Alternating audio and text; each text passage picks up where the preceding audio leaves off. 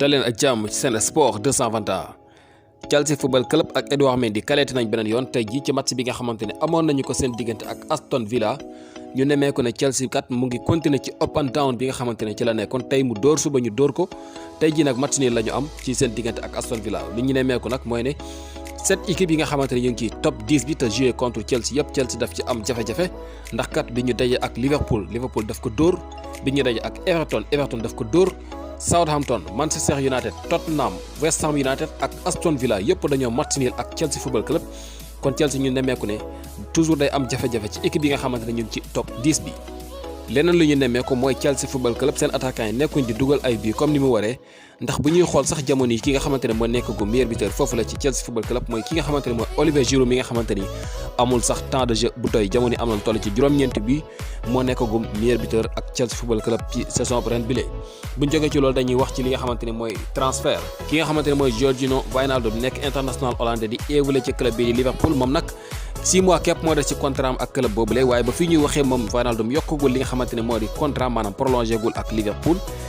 jamono yi nag FC Barcelone wala seen entraîneur bi di Ronald Koeman ubbi na bunt yi ngir ki nga xamante ne moo di Wijnaldum war a dem foofule 6 mois nag moo des ci contrat bi bu fekkante ne yokkul contrat am ba fii ak juróom-benn weer agent libre lay doon maanaam day dem fu ko neex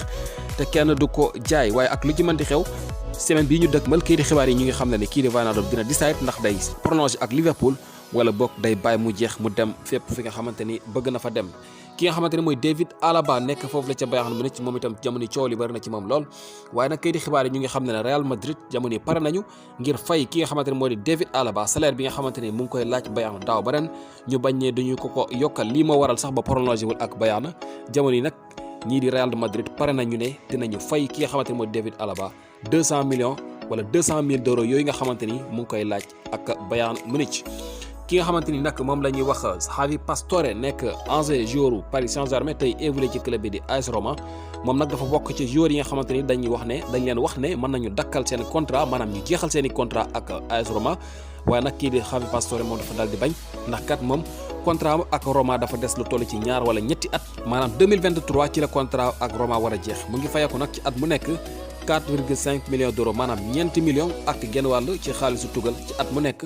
ñetti at a ko dese ci contrat Roma nag dañu leen wax ne mën nañu dakkal seeni contrat su booyee ñu waxtaan ba juboo kenn ku nekk dem yoonam waaye kii di Pastore moom dafa daal di bañ ne day des foofule ba contrat am jeex wala ñu jaay ko ci beneen club.